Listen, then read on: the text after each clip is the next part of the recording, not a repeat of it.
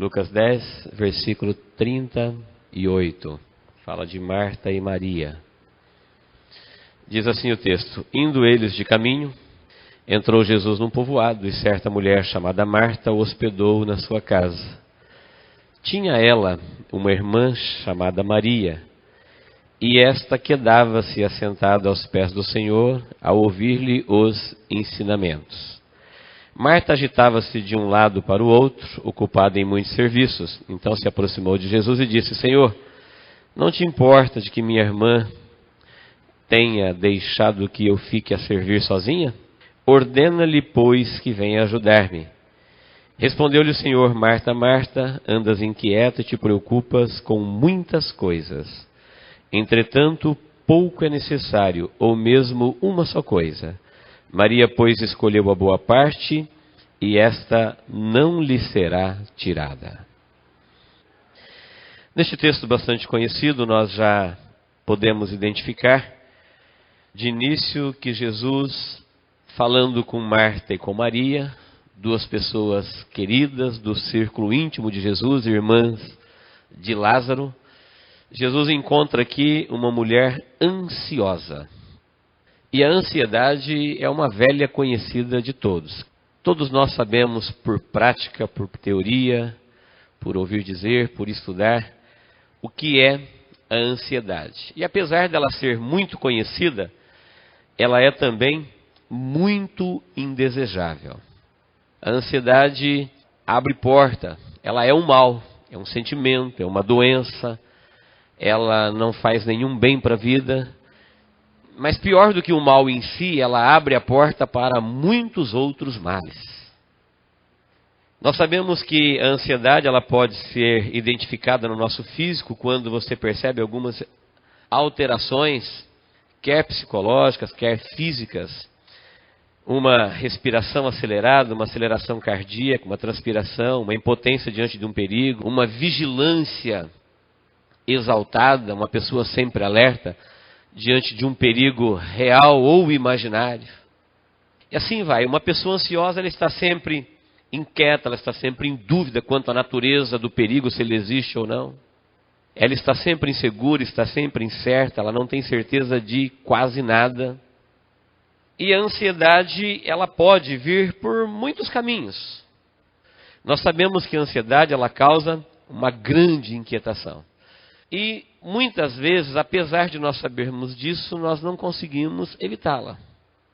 É um mal, causa uma inquietação, ela nos deixa numa sensação de impotência diante de um quadro qualquer. Mas nós não conseguimos evitar. E ela vem porque muitas vezes nós, sem consciência, antecipamos ou acreditamos no nosso próprio fracasso. Então, a ansiedade é um estado de alma, é um sentimento, é um estado de alma de quem prevê antecipadamente o seu próprio fracasso, a sua própria tragédia. Veja que a tragédia ainda não aconteceu. Porque quando ela acontece, ela já passou da ansiedade, ela já tem outros distúrbios piores. Mas ela fica ansiosa quando ela presume, quando ela está na iminência de acontecer alguma coisa. E principalmente quando ela prevê o seu próprio fracasso. Quando alguém tem ansiedade de morte, é porque ele tem medo da morte. Ele tem medo da vida do outro lado, ele não sabe nada, ele não tem nenhuma informação, ele não conhece, ele não tem certeza de salvação, ele não sabe nada da vida além do túmulo, então ele tem uma ansiedade de morte. A pessoa pode ter uma ansiedade por uma situação nova, é um preso que vai ser livre, é um livre que vai ser preso. E enfim, ele está acostumado com uma rotina que ele sabe todo dia o que vai acontecer. Porém, se ele imaginar que no dia seguinte ele não sabe o que vai acontecer, ele fica ansioso. Quando alguém vai para um exame, quando alguém vai experimentar algo novo. E veja que a ansiedade tem o poder de estragar qualquer coisa, coisas belas. Por exemplo, alguém vai voar pela primeira vez, ele vai fazer uma viagem e vai viajar de avião. E tem tudo para ser uma experiência linda. Experiência bonita. Mas a ansiedade pode estragar tudo isso. Trazer alguns distúrbios, algumas acelerações, algum pânico. Por quê? Porque ele começa a presumir alguma coisa de errada que ainda não aconteceu. O avião ainda não caiu, ele nem decolou. ainda não teve pane, ainda não teve turbulência. Mas ele já começa a prever tudo isso antecipadamente. E assim alguém vai fazer um exame, ele está ansioso porque ele prevê que ele vai reprovar. Ele vai fazer um exame médico, ele prevê que a doença pode aparecer. Ele vai dirigir, ele prevê que ele pode bater. Ele vai para um emprego novo, ele prevê que ele pode fracassar. A pessoa começa a presumir a sua própria tragédia. E muitas vezes, a maioria das vezes, ele não só presume, como também ele teoriza. Ele começa a imaginar. O perigo nem é real, ele é puramente imaginário. Isso coloca a pessoa num estado de inquietação tão grande, de impotência, de dúvida, de pensamentos ruins. Começa a abrir a porta do coração, da alma, para uma série de outras coisas que acabam entrando juntamente com a ansiedade. O texto é lindo porque Jesus encontra aqui duas pessoas de uma fé exemplar. A família de Marta, Maria e Lázaro era uma família que Jesus gostava muito de ir na casa deles. Eles eram chegados de Jesus, eram pessoas íntimas de Jesus.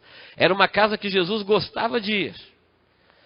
E Jesus percebe que essa pessoa tão querida, preocupada em lhe oferecer um grande banquete, estava com uma inquietação muito grande na sua alma, estava com a sua alma afligida pela ansiedade.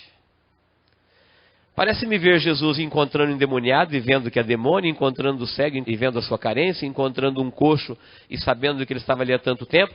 E agora ele encontra uma mulher praticamente normal, uma grande cristã, uma pessoa de uma fé exemplar, porém inundada pela ansiedade.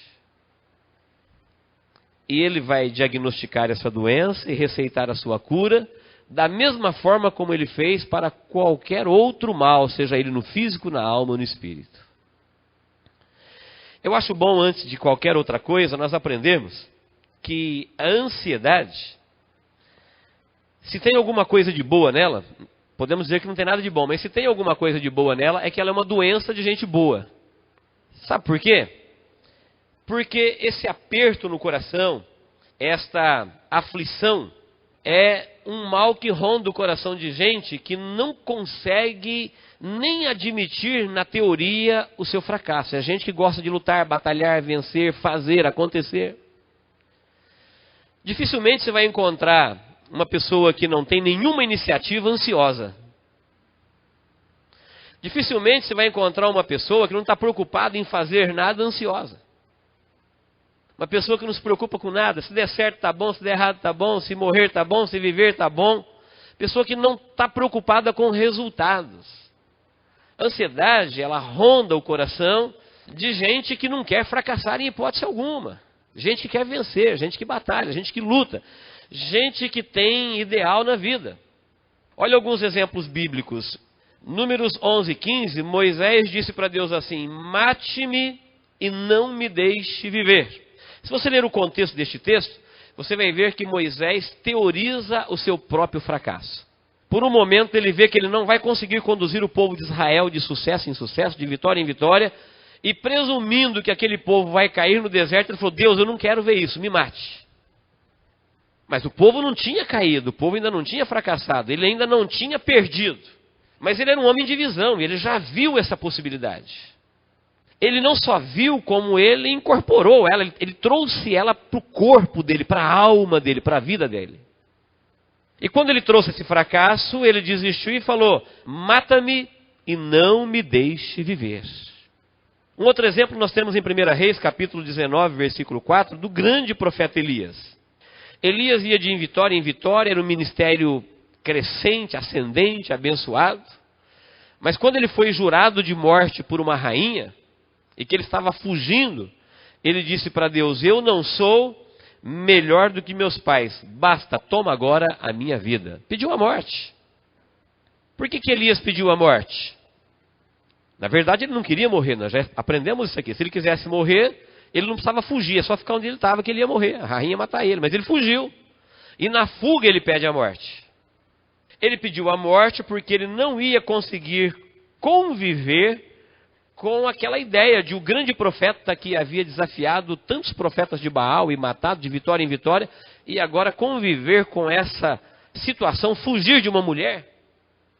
Isso era muito forte para a alma de Elias e ele pede a morte. Mas veja que Moisés era uma pessoa boa, Elias era uma pessoa boa. Por isso que eu estou dizendo que a ansiedade é uma doença que ronda o coração de gente boa. Nós encontramos também no livro de Jonas, capítulo 4, versículo 3, Jonas dizendo para Deus: é melhor morrer do que viver. E os irmãos conhecem a história de Jonas. Jonas foi um profeta corajoso, ele assumiu a sua culpa, ele falou para a tripulação: lançai-me ao mar, e o mar vai se acalmar, não precisa morrer por minha causa, não precisa sofrer por minha causa, não precisa ter prejuízo por causa da minha vida, eu assumo a minha culpa.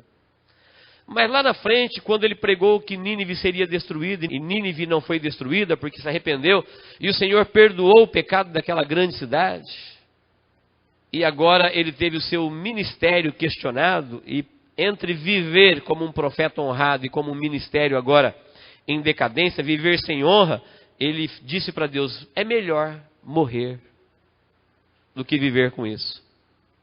Nós sabemos que Deus não concordou com a ideia de nenhum deles, nem de Moisés, nem de Elias, nem de Jonas, mas a lista é grande. Jeremias 20:14, Jeremias, depois de profetizar tanto e não ver nenhum resultado do seu ministério profético, Judá acabou sendo destruída, o livro de Lamentações aconteceu, foi um profeta que não prosperou financeiramente, não prosperou ministerialmente, se manteve íntegro e fiel ao Senhor durante todos os anos do seu ministério. E depois de tanto sofrimento, ele disse para Deus: maldito o dia em que eu nasci. Ele não conseguia conviver com tanto trabalho e com tanta tristeza a ponto de consumi-lo. E ele pede a morte e amaldiçoa o dia do seu nascimento. Mais ou menos como Jó. Ainda nós encontramos no Novo Testamento o grande apóstolo Paulo, em 1 Coríntios capítulo 1, versículo 8, ele dizendo que as tribulações eram tantas na sua vida a ponto dele perder as esperanças, desesperançar da própria vida. Eu creio que qualquer um desses nomes aqui dispensa comentário. Moisés, Elias, Jonas, Jeremias, Paulo. Pessoas boas, pessoas que tinham ideais, alvos. Eles tinham um projeto de vida, eles tinham um sonho, eles queriam fazer coisas, tinham coisas planejadas na sua vida. Mas quando de repente algo complicou no meio do caminho e que eles teorizaram a sua própria ruína, eles se desesperaram debaixo do jugo da ansiedade. Desesperaram, falaram e foi escrito aquilo que eles disseram. Veja que qualquer pessoa pode sofrer debaixo do pesado jugo da ansiedade a qualquer momento. Principalmente quando você espera muito de você, principalmente quando você espera muito dos outros, principalmente quando alguma coisa dá errado na caminhada. E passa pela sua mente: como será agora? Até aqui eu sabia como que era. Até aqui eu sabia como é que a coisa estava andando. Daqui para frente. Aí vem a inquietação, aí vem a dificuldade de respiração, a dificuldade cardíaca, a impotência, o perigo, as dúvidas, o medo. Já viu alguém ansioso e ter disfunções orgânicas? É mais ou menos assim: um atleta ele é selecionado para um exame antidoping e ele tem que coletar urina e de repente o organismo se recusa, ele não consegue urinar. Porque ele foi selecionado. É alguém que vai precisar coletar sangue e de repente a veia some. É um trabalho tremendo para achar. O que seria feito numa situação de normalidade, com tranquilidade, a ansiedade mexeu com o organismo de tal forma e ele reage numa defesa. Veja que o problema está na alma, mas os sintomas aparecem no corpo. Por isso a pessoa fica com insônia, por isso que a pessoa fica sem apetite, por isso que a pessoa fica desesperada, por isso que o coração acelera, porque tem reações físicas de imediato, quando o mal se aloja na alma. No texto nós encontramos Jesus diagnosticando precocemente a alma de Marta. Indo eles a caminho, entrou Jesus num povoado, certa mulher chamada Marta hospedou em sua casa. Ela tinha uma irmã chamada Maria, e Maria tinha prazer em quedar-se. Quedar-se é parar. Parada, quietude, tranquila, aos pés de Jesus, aprendendo. E Marta estava atribulada para oferecer ali um banquete. Jesus era uma pessoa especial, era uma visita especial. Elas conheciam Jesus como mestre. Jesus já tinha abençoado a vida daquela família e ela não queria falhar na sua missão de ser elogiada depois do banquete. Quem fosse participar daquele almoço ia falar: Marta, Marta, olha, você é prendada. Você não esqueceu de nenhum detalhe. O tempero ficou no ponto. Dificilmente ele vai comer num outro lugar como ele comeu aqui. Só que na sua ansiedade para fazer tudo, ela percebeu que tinha muito mais coisas na cabeça dela, tinha muito mais coisas no seu projeto de fazer do que na sua capacidade de fazer. E por um momento ela percebeu que o almoço poderia fracassar. Ela teorizou que aquilo que poderia ser um banquete agradável, um momento singular com Jesus, poderia fracassar e a coisa ia complicar. E Maria não estava ajudando ela, estava lá paradinha ouvindo Jesus ensinar. Não sabemos o que Jesus estava ensinando. Não sei se ela estava bombardeando Jesus de perguntas. Mas ela vai lá e ela justifica-se a Deus. Jesus é Deus. E ela fala assim: o senhor não vê que eu estou só? Olha como é que isso parece com a nossa fala no dia a dia. Vê se você consegue identificar isso no seu dia a dia. Parece que ninguém me entende, parece que ninguém me ajuda, parece que ninguém entra no meu mundo, parece que ninguém entra na minha alma. Será que só eu me vejo? Só eu me valorizo? E ela falou: Senhor, o senhor não se dá conta de que eu estou sozinha? Poderia interpretar Marta dizendo: as minhas intenções são as melhores. Eu estou fazendo uma coisa que eu nem precisava fazer, está partindo da bondade da minha alma. E eu estou projetando aqui algo bonito, grandioso, maravilhoso. Só que ninguém me ajuda, ninguém me entende, ninguém entra no meu mundo. É alguém dizendo para Deus: Senhor, arruma o mundo para ficar do jeito que eu quero. Arruma o mundo à minha volta para ficar do jeito que a minha alma deseja. A segunda coisa que ela diz, ela queixou-se de Deus: o senhor não se importa de me ver só? O senhor poderia dar ordem para alguém me ajudar. Ordena para Maria. Dá uma olhada em Maria aí, ó, assistindo a palavra aí. Está nem aí com o banquete, se a comida vai queimar, se não vai, se vai dar tempo de fazer tudo, se vai fazer metade, se vai atrasar. Primeiro ela fala da inquietação do seu coração. Ela se justifica a Deus, dizendo que está só, está apresentando a sua justificativa. Depois ela queixa-se dizendo para Deus: o senhor não se importa com a minha vida? E depois ela pede para Deus dar ordem para fazer aquilo que ela queria, dar ordem para alguém me ajudar. 3 situações no mesmo texto. Jesus olha para a vida de Marta e apresenta o seguinte diagnóstico, um diagnóstico precoce da alma de Marta. Ele falou assim: Marta, Marta, você está ansiosa, você está sofrendo de um mal chamado ansiedade, porque você está preocupada com muitas coisas. O que você diria para um profissional da saúde se você fosse consultado, pagasse uma consulta e ele dissesse: o teu mal é muitas coisas? Você diria que ele é um bom médico? Um bom psicólogo? Um bom psiquiatra? Depois dele olhar para a sua vida e falar: vou te falar qual é a tua doença. A tua doença é muitas coisas. Você está achando que Maria está doente?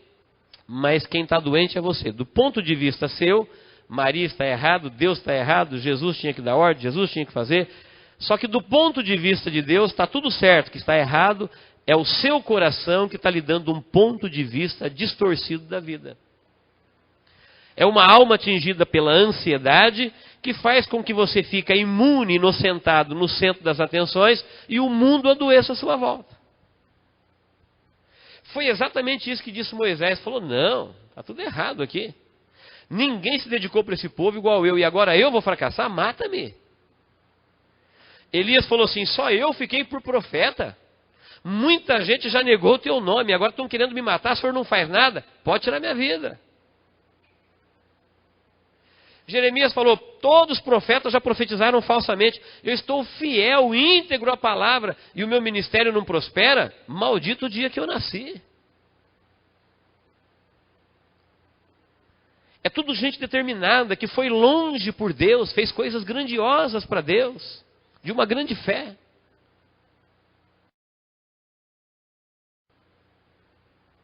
Marta, agora empenhada na sua missão de fazer, ela justifica, ela queixa-se e ela exige de Deus uma situação, ordena. E Jesus diz para ela que o problema dela é muitas coisas. O teu problema é muitas coisas. Mas Jesus não para aí. Ele falou assim, respondeu-lhe o Senhor, versículo 41, Marta, Marta, andas inquietas e te preocupas com muitas coisas. Entretanto, pouco é necessário, ou mesmo uma só coisa. Maria, pois, escolheu a boa parte, e esta não lhe será tirada. Nessas poucas palavras de Jesus, nós temos algumas reflexões que podem nos abençoar muito, porque nós vivemos em época de grande inquietação. É possível alguém começar um dia bom e às 9 horas da manhã está completamente dominado pela ansiedade. O mundo tem o poder de fazer isso com uma velocidade muito maior hoje do que antigamente. Olha que coisa interessante. Jesus disse assim, Maria escolheu a boa parte. É como se Jesus estivesse dizendo, Marta, vamos corrigir uma coisa. Você que tem que ficar igual Maria.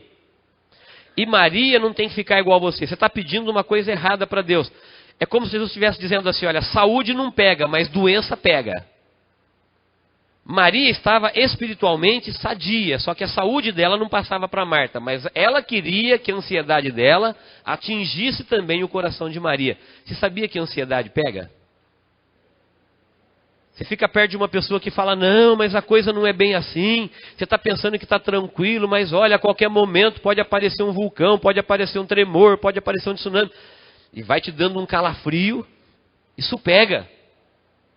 Aquela alma inquieta vai falando como uma goteira na tua cabeça, e isso vai te inquietando.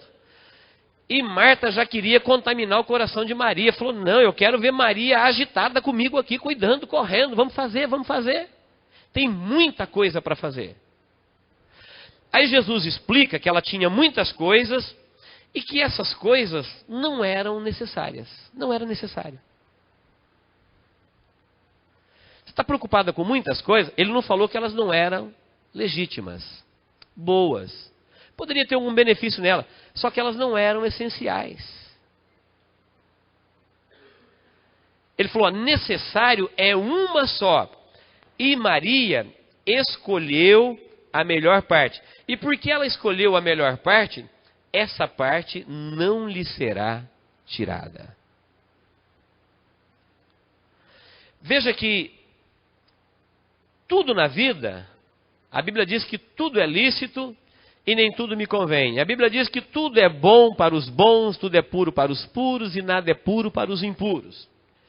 Então tem um monte de coisas na vida que nós podemos nos preocupar, fazer, chamar para dentro do seu coração, falar eu quero, eu vou fazer, só que às vezes não é necessário e pode ocupar um espaço grandioso dentro da alma.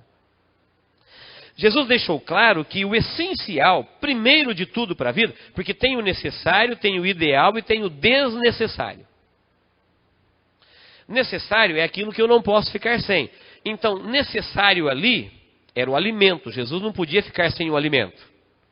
Agora, as muitas coisas não era necessário. Não era preciso 3, 4, 5 tipos de alimento, um banquete, cuidar de muito. Ele falou, tem muita coisa. Eu acredito que se ela estivesse fazendo um arrozinho com feijão, básico, com bifinho acebolado, se fosse um almoço necessário para matar a fome, Jesus está dizendo, olha, o necessário não é muitas coisas. Queridos, vamos tentar entender Jesus? Já pensou se eu parasse e pensasse assim, o que é necessário para mim viver? Jesus disse que ele falou, ó, o necessário é pouco. Você concorda com Jesus que o necessário é pouco? Mas depois do necessário, vem muitas vezes o desnecessário. O desnecessário traz uma carga enorme. Então Jesus não tinha carro e não era deprimido porque não tinha carro. Mas eu acho que se nós perdêssemos nosso carro e tivéssemos que andar a pé, a gente se deprimia. Jesus talvez não tinha um restaurante, uma mesa posta. Jesus não tinha um monte de coisa que a gente tem. E ele era resolvido, ele era feliz. Então, alguém fala, mas está comparando com a época de Jesus? Não, na época de Jesus tinha muita gente que tinha muito mais que Jesus. Ele falou, ó, o filho do homem não tem onde reclinar a cabeça.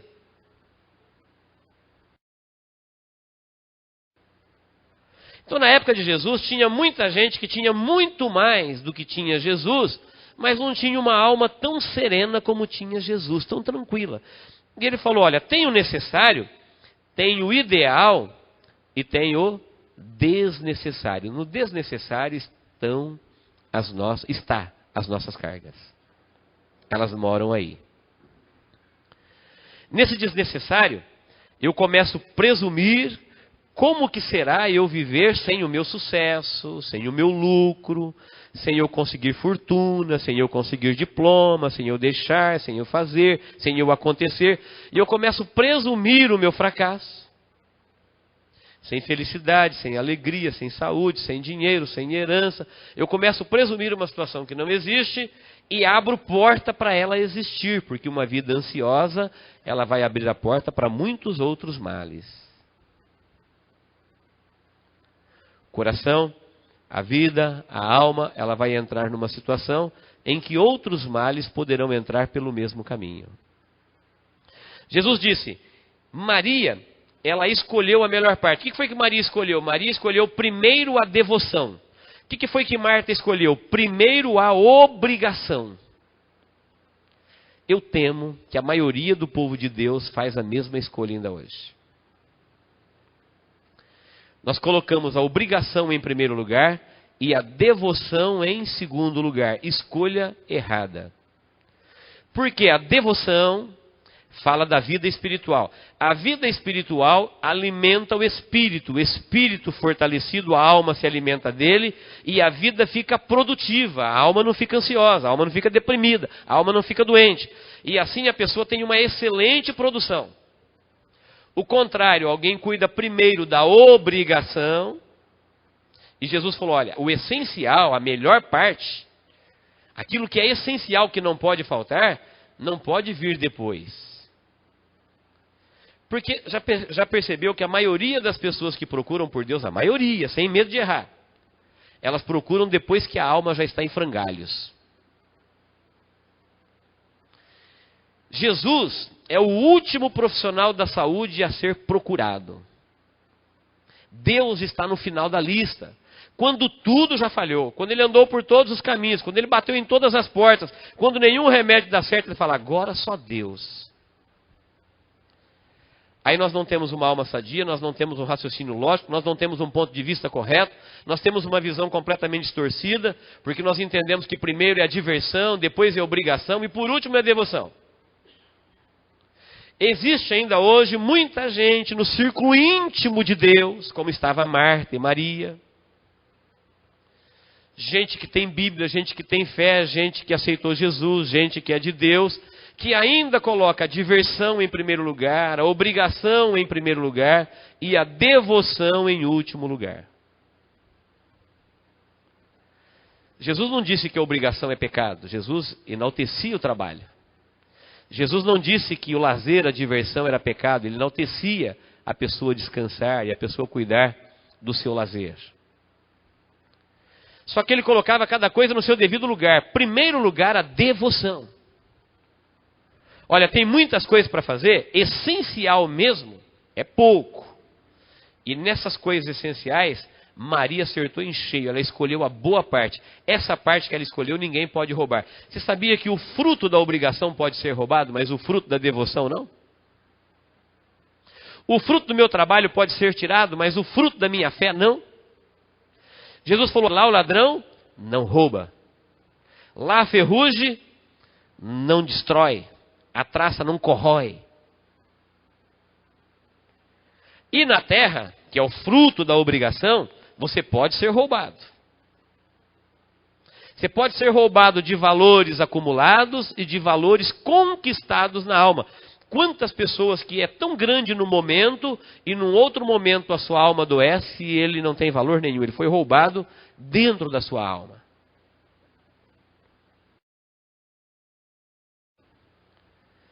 Por quê? Muitas coisas.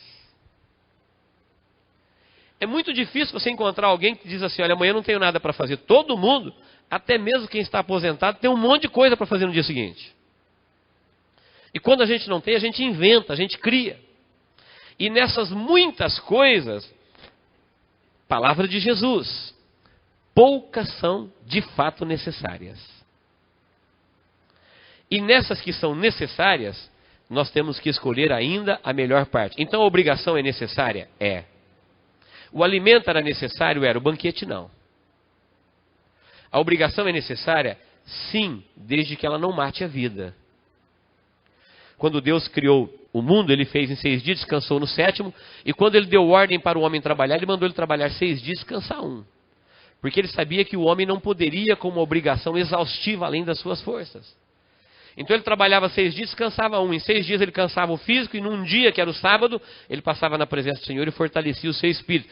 No domingo, o primeiro dia da semana, ele estava fisicamente descansado, espiritualmente fortalecido.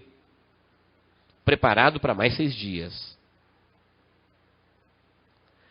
O mundo entrou numa ganância tão grande em que a devoção foi colocada no lixo da vida e a obrigação ocupa o topo do mundo. E todo mundo tem um monte de coisa para fazer. Porque, principalmente, a ambição quanto ao dinheiro é uma fonte inesgotável de ansiedade.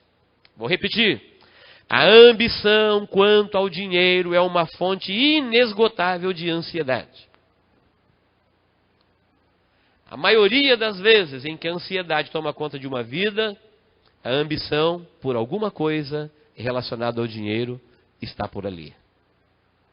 É possível alguém ter ansiedade por outras coisas, estou falando geralmente.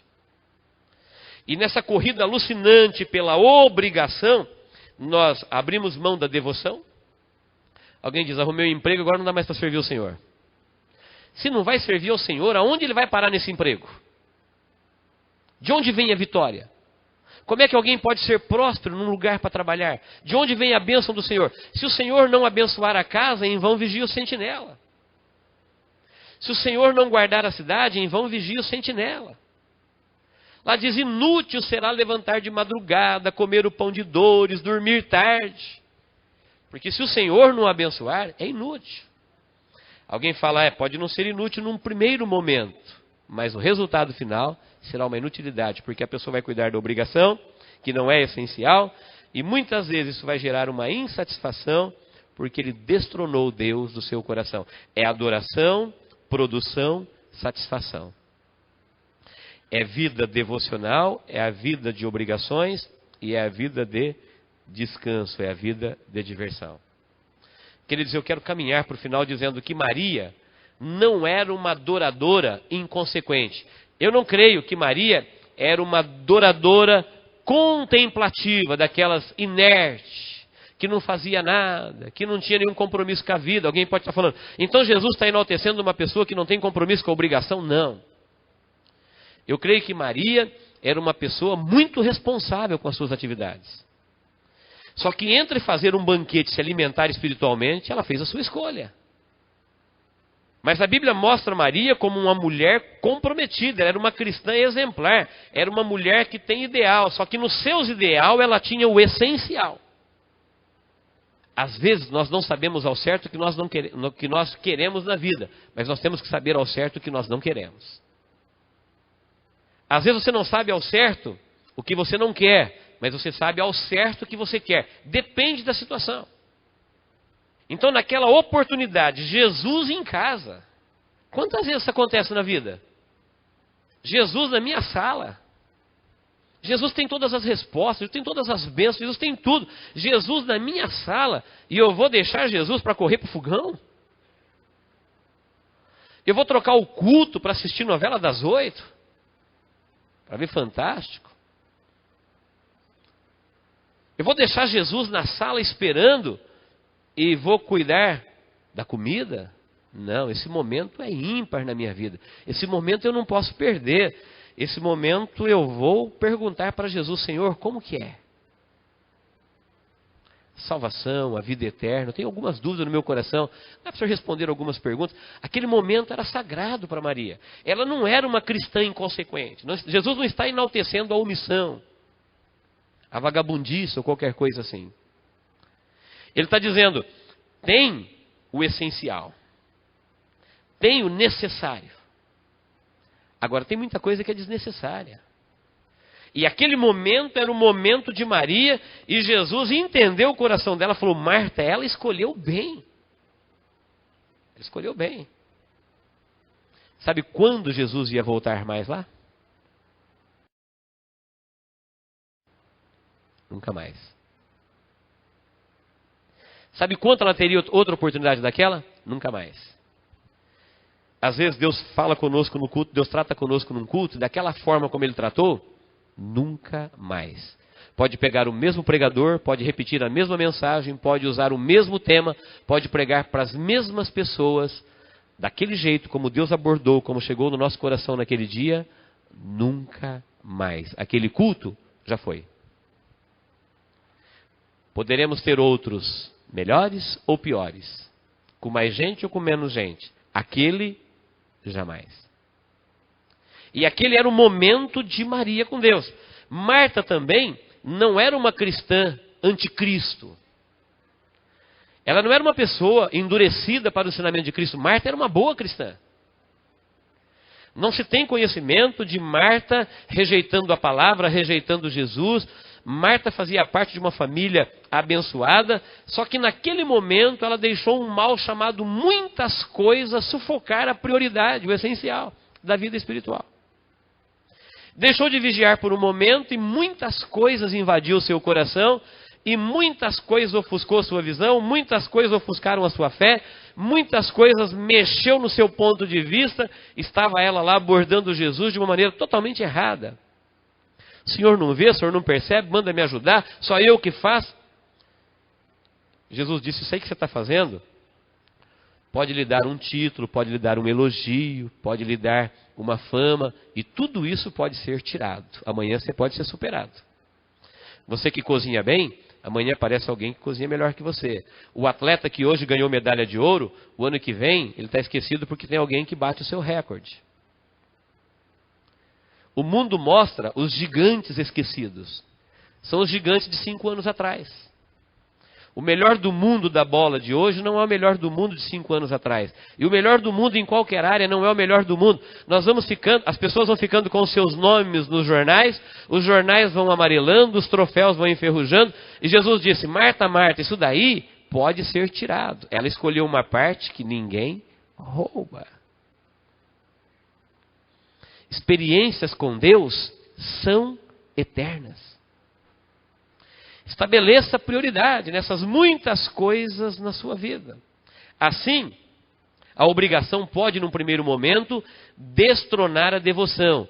Mas se nós entendermos a palavra de Jesus, nós vamos entender o que é essencial, comer é essencial, aprender é essencial, e vamos colocar cada coisa no seu devido lugar. Primeiro a devoção, depois a obrigação e depois a diversão.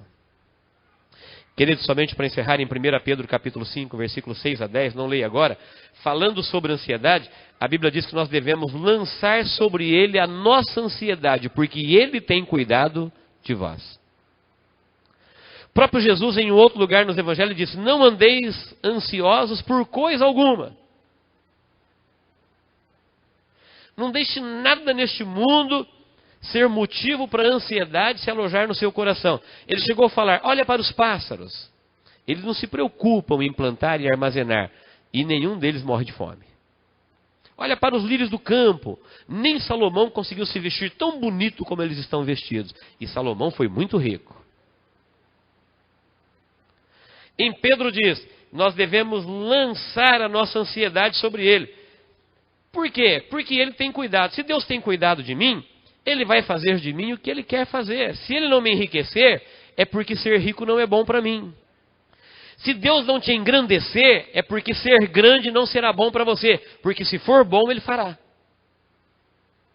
Talvez Deus olhou para mim e para a sua vida e entendeu que é melhor para nós ser pequenos de Deus do que grandes sem Deus. E se Deus tiver que escolher para a minha vida em me tornar grande e perdê-lo no seu reino, ele vai me manter pequeno e ter como seu filho. Lance sobre ele a sua ansiedade, que ele tem cuidado de você. é melhor ser um pardal de Deus do que um gavião do inferno. É o que Jesus estava dizendo. Está vendo os pardais? São simples, não vale nada, vale centavinho. Mas é de Deus e Deus alimenta eles. Jesus falou, Deus os alimenta. Ah, mas são só pardais, mas são de Deus. É melhor do que ser qualquer outra coisa maior do que pardal e não ser de Deus. Então eu devo lançar a minha ansiedade, porque se Deus não fizer grandes coisas, se Ele não me exaltar, se Ele não me der o sucesso, se Ele não colocar o meu nome no hall da fama, porque isso não é bom para mim. É porque isso não é bom para você. E se isso não for bom, Ele não vai te dar. Agora, se isso não for mal para você, se isso não te fizer mal, se isso não corromper o teu coração, na hora certa Ele te fará. Ele também não tem nenhuma dificuldade em engrandecer ninguém. Quantas pessoas Deus tirou do anonimato e fez dele grandes homens de Deus? Pessoas que Deus viu que no coração deles estavam resolvidos e preparados por Deus para isso. Por isso a Bíblia diz, lança sobre ele a vossa ansiedade, porque ele tem cuidado de vós. Então, o versículo 7 fala que nós devemos lançar a nossa ansiedade sobre ele. Ser dependente dele. É muito melhor ser dependente de Deus do que qualquer outra coisa. Se eu não lançar a minha ansiedade sobre Jesus, é o único lugar que ela pode ser restaurada, a minha ansiedade vai me lançar para ser dependente de uma outra coisa. Ou eu vou ser dependente de Deus, ou talvez de remédios. Ou talvez de pessoas, ou talvez de drogas. E se é para ser dependente de alguma coisa, é melhor ser dependente de Deus. Você não tem vergonha de ser dependente? De Deus, não. De Deus é maravilhoso ser dependente. É ruim ser dependente de remédio. Remédio custa caro. O efeito colateral dele é ruim. Não tem remédio que arruma uma coisa sem estragar outra. Ou tem algum que eu não conheço? Mas todos que eu li a bula até hoje, tem algo escrito assim, efeito colateral. Sabe o que é isso? Vai arrumar uma coisa e vai estragar outra. Na dependência de Deus, não tem efeito colateral. Então nós temos que ser sóbrios e vigilantes, porque o nosso adversário anda ao nosso redor, procurando a quem possa tragar. O versículo final de 1 Pedro 5, de 6 a 10, diz, o Deus de toda graça irá te fortificar, irá te aperfeiçoar, irá te fundamentar em toda a verdade. Queridos, talvez você esteja hoje, no momento, fragilizado. Mas esse versículo diz, o Deus de toda graça, Ele aperfeiçoa, Ele fortalece e Ele fundamenta na sua palavra. Amém, igreja? Que Deus nos abençoe em Cristo Jesus. Eu quero que você se desligue agora da terra. Entre na presença do Senhor. Veja que a cura da ansiedade é colocar Jesus na frente de tudo. Pegue a lista das muitas coisas e coloque Jesus como a única essencial. O resto virá. A Bíblia diz, o reino de Deus em primeiro lugar, as demais coisas serão acrescentadas. Quem sabe você está vivendo um tormento infernal com muitas coisas, muitos pensamentos ruins, está presumindo tragédias, fracassos, ruínas, presumindo o pior.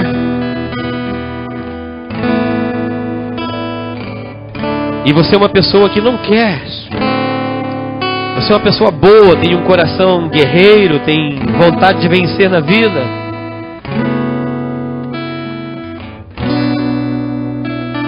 Tudo isso é bom. Só coloque agora o essencial. Deus. Seja primeiramente um adorador. Primeiramente a devoção. Seja um cristão, seja um adorador. Os demais problemas, Deus sabe como resolvê-los. Eu não sei. Você não sabe. Eu não sei de onde virá o socorro. Eu sei que o socorro virá do Senhor. Não sei se ele virá pela esquerda, pela direita, pela retaguarda, pela frente. O nosso socorro vem do Senhor que fez os céus e a terra. Descansa a tua alma. Deus, em nome de Jesus, nós estamos na Tua presença, Pai. E Tu conheces, ó Deus, a vida de cada um dos Teus filhos que se achegam diante de Ti neste momento. Ó Deus, nós acabamos de ouvir a Tua palavra e ela não volta vazia. Ó Deus, é a Tua palavra, Senhor.